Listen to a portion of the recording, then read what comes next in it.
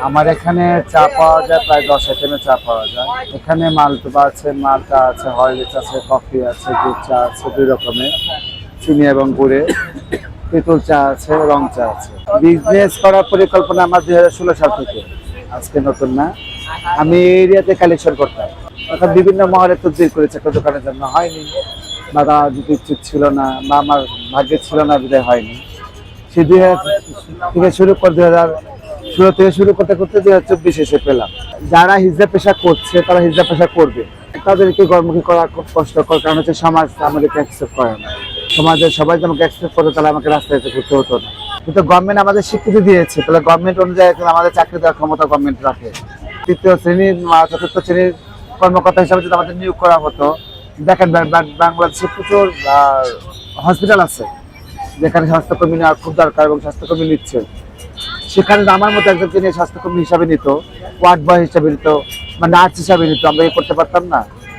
দাঁড়িয়ে দাঁড়িয়ে ঘুরে ঘুরে কেন টাকা তুলতে হবে? আপনি কি মনে করেন হিজড়ার টাকা তারা খুব স্বাচ্ছন্দ্য বোধ করে তোলে? তা না, তাদের বাঁচতে হবে, চলতে হবে, তার জন্য তারা টাকাটা তোলে। তারা করে খাবে কি? বাংলাদেশে দেখেন, আমি একটা দোকান বসাচ্ছি, এখানে আমরা 5 জন হিজড়া কালেকশন করতাম, তারপরে আমি একটা দোকান বসাচ্ছি। এখন সবাইকে বলে যে তোমাদের না দোকান দেওয়া হয়েছে, আসলে কি তাই? একটা আয়ার চাকরি করতে ইন্টারমিডিয়েট হলে হয়ে যায়।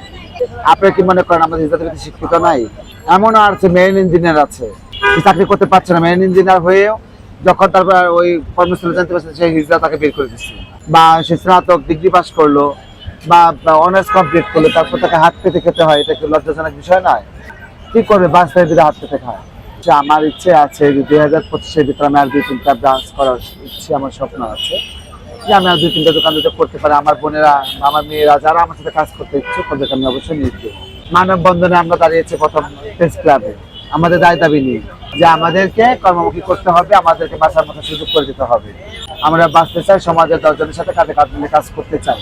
আমাদের স্লোগানটা ছিল এরকম, এই ছিল আমাদের দফাগুলো ছিল, আসলে কোনোটা কার্য করতে হয়নি। আমাদের সর্বোপরি কথা হচ্ছে, যারা এখন নতুন গভর্নমেন্টে আছে বা যারা আসবে, তারা যদি একটু মেহেরবানি করে আমাদের একটু টাকা করে দেয়, যে না ওরা এইরকম মানুষ, ওদের তার কেউ নেই। হ্যাঁ, বাবা মা সবাই আছে, আমাদের বাবা মা আছে। আমার কথা হচ্ছিল তাদের জন্য একটা ব্যবস্থা করা যায়। দেখেন, আপনি যে ঢাকা শহরে কতগুলো সরকারি হসপিটাল আছে, প্রায় 8টা ঢাকা শহরের সরকারি হসপিটাল আছে, সেখানে তো অনেক আয়ার দরকার হয় বা ওয়ার্ড বয় দরকার হয়। সেখানে আমাদের মতো কিছু লোক নিয়োগ দিলে কি খুব খারাপ হয়ে যাবে? এই সিটি কর্পোরেশনে পাত্রা নিয়োগ দিতে, আপনি জানেন কিনা আমি জানি না, 2022-এ দক্ষিণ সিটি কর্পোরেশন এবং উত্তর সিটি কর্পোরেশনের নিয়োগের জন্য বিজ্ঞপ্তি হয়েছিল। 2 ঘন্টা পর সেটা উদ্যোগ করে নিল। কেন উদ্যোগ করে নিল? এই জবাব কে দিতে পারবে বলেন? আমরা তো বাংলাদেশের নাগরিক, তাই না? আর গত ট্রামে সরকার যেটা গণনা করেছিল আদমশুমারিতে 12,500 হিজড়া সমবৃষ্টি খুঁজে বের করে আনেছে। আমার লজ্জাজনক বিষয়, আমার ঢাকা সিটিতে 25,000-এর উপরে হিজড়া আছে, তারা 5,500 টাকা কিভাবে আনবে? সারা বাংলাদেশে প্রায় 4 লক্ষের উপরে হিজড়া আছে। আমাদের কাছে একটা গণনা ছিল 4,66,322 জন হিজড়ার একটা তালিকা ছিল, সেখানে মরেছে, অনেকে চলে গেছে, এটা দেখো। সেই অনুযায়ী আমাদের তো কমে আসছে বা বেড়েছে, সঠিক তথ্যটা আমাদের কাছে নাকি 4 লক্ষের উপরে আছে, সেখানে 12,500 তারা কিভাবে আনলো? এটা লোক দেখানো তামাশা হয়ে গেল না? আমার দোকানটা হচ্ছে সকাল 8টা থেকে শুরু করে রাত 10:30 পর্যন্ত খোলা থাকে। আর্থিক সহযোগিতা, আমি যেভাবে আগে আর্থিক সহযোগিতা করে চলতাম, এখন আমি ইচ্ছে করলে আর্থিক সহযোগিতা করতে পারি, এটা আমার জন্য একটা গর্বের বিষয়। আর একটা কথা হচ্ছিল, কাজ তো কাজই। তো আমি যে আপনাকে বললাম যে আমার ইচ্ছা আছে 2025-এ আমি আরো 4 দোকান বসাবো, সেটা আমার ইচ্ছে যে আমি 2টা দোকান বসাতে পারলে আরো 4 জন মানুষ কর্মমুখী হবে। কথা হচ্ছে, এখানে অনেক লোকজন আসে ভাই, যে আশপাশে দোকানে চা খাম ডাক দিলে চলে যায়। কেন রে ভাই?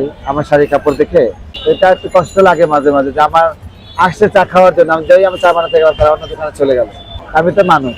আমার ঠিকানাটা হচ্ছে ঢাকা বিশ্ববিদ্যালয় এবং বাংলাদেশের সর্বশ্রেষ্ঠ শিক্ষাবিদ জায়গা, যেটা রাজু ভাস্কর্য ঠিক দক্ষিণ পাশে টিএসসি পায়ে চত্বরের নিচে, এবং বড় বড় যেটা বিশাল বিশাল গাছ আছে, এই গাছের পরিচয় দিলে সবাই চেনে।